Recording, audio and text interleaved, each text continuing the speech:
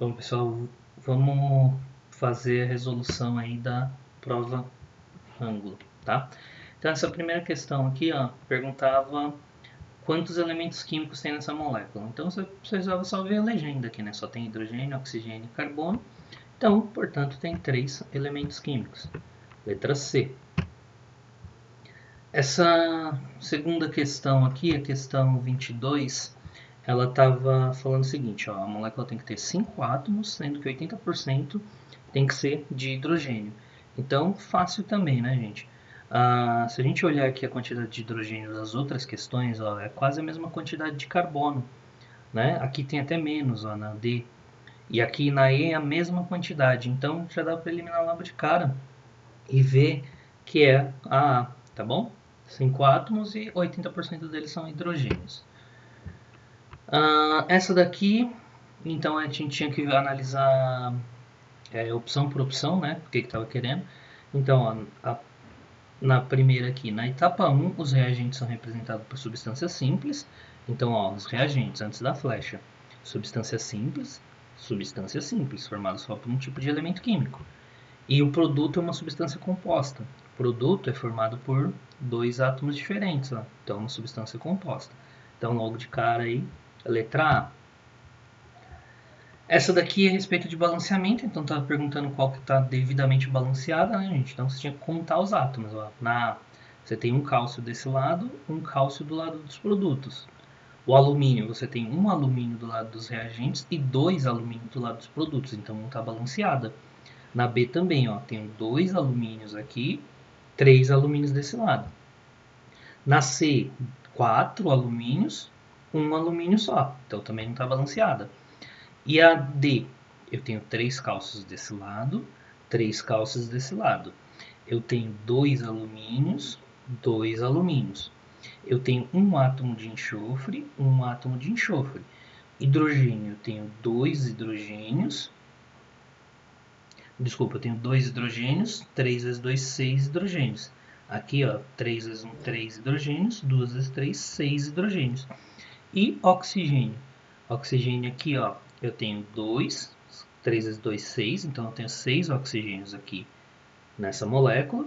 E nessa outra molécula aqui eu tenho 12 oxigênios. 3 vezes 4, 12 oxigênios. Então no total eu tenho 18 oxigênios. E aqui, ó, 3 hidrogênios, 2 vezes 3, 6 hidrogênios. 3 vezes 4, 12 oxigênios. Então 12 mais 6, 18 oxigênios. Então, letra D. Tá? Essa questão aqui, gente, eu acho que não é de química, tá? Acho que não tem nada a ver aí com o que a gente estava vendo. Essa daqui está falando a respeito do iodo, né?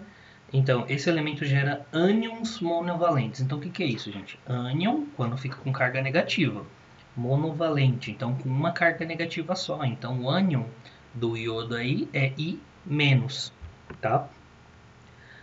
Apresenta um número de prótons, nêutrons e elétrons respectivamente iguais a. Então vamos por o número de prótons, ó, o númerozinho aqui da esquerda. O iodo, então, ele tem 53 prótons, certo? Então já dá pra gente eliminar logo de cara a A, a C e a E, tá? Então a gente só fica com a B e a D. Número de nêutrons. Então, como que eu acho o número de nêutrons? Eu faço 127 menos 53, certo? Aqui, ó, já está me dando que o número de nêutrons é 127. Então tá errado, 127 é a massa, certo? Então aí por eliminação já dá pra gente jogar aqui na B, tá? E o número de elétrons, gente, ó, ele tem 53 prótons. Se tem 53 prótons, vai ter 53 elétrons. Só que ele está falando do ânion, o ânion que ganhou um elétron, então ele tem 54 elétrons. Aqui está perguntando aquela relação de semelhança, né? Então, ó, D e E são isóbaros. A, massa, tem a mesma massa. Ó. D e E. A massa de D é 32, a massa de E é 31. Então, não são isóbaros. B e D são isótopos. É o mesmo elemento químico, B e o D? Não, ó, o número de prótons é diferente. Tem 12 prótons e aqui tem 14 prótons. então não são isótopos. A e B são isóbaros, têm a mesma massa. Então, ó, A tem 23 de massa, B 24 de massa, então não são isóbaros. D e F, B e C são isótomos. B e C são isótomos. Então, ó, B tem 24 de massa e ele tem aqui 12 de prótons. Então, 24 menos 12, ele tem 12 nêutrons. A C, eu vou ter que fazer 27 menos 13, que dá 14. Então, aqui eu tenho 12 nêutrons e aqui 14 nêutrons. Então, não são isótonos. A e B são isótonos. Então, ó, 23 menos 11, 12. 24 menos 12, 12. Então, eles são isótonos, sim. D e F são isótonos. 32 menos 14, 18. Então, aqui tem 18 nêutrons. E aqui a F, 35 menos 17, 18 também. Então, também 18 nêutrons. Então, letra certa, letra E. Tudo isótonos.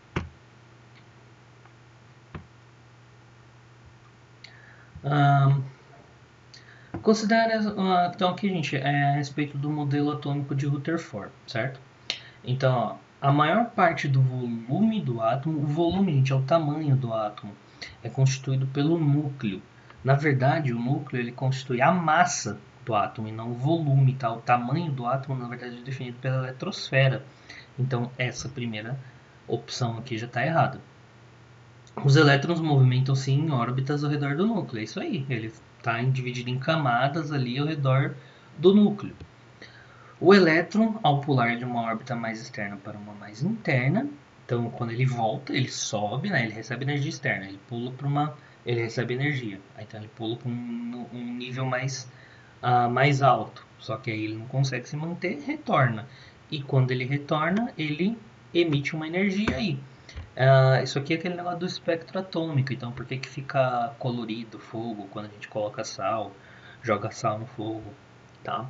Então também tá certo. Então, letra D, opção apenas a 2 e a 3 estão corretas. Certo? Aqui, gente, aquela questão de distribuição eletrônica, então aquele negocinho que a gente viu no ano passado, de 1s2, 2s2, tá? Mas esse ano a gente não viu com detalhe, então vou procurar fazer depois uma explicação um pouco mais detalhada para vocês, tá bom? Mas aí só a título de gabarito, letra E. Aqui, gente, está falando a respeito aí da eletrização, né? Então, tipo, do fato dos negócios pegar cargas, né? O primeiro cara que falou isso aí, a gente considerou o átomo como tendo essas propriedades elétricas, foi o Thomson, tá? Então ele criou aquele modelo do pudim de passas justamente para explicar isso daí, para encaixar no átomo as cargas, tá? Então ele foi o primeiro a considerar a eletrização e foi também o primeiro aí a considerar o átomo como não sendo como sendo divisível, tá? Como dá para dividir. Bom, então é isso, tá bom, gente? Qualquer dúvida é só me mandar lá no grupo. Vou estar à disposição aí para vocês para tirar qualquer dúvida, tá certo? Abraço, pessoal. Tchau, tchau.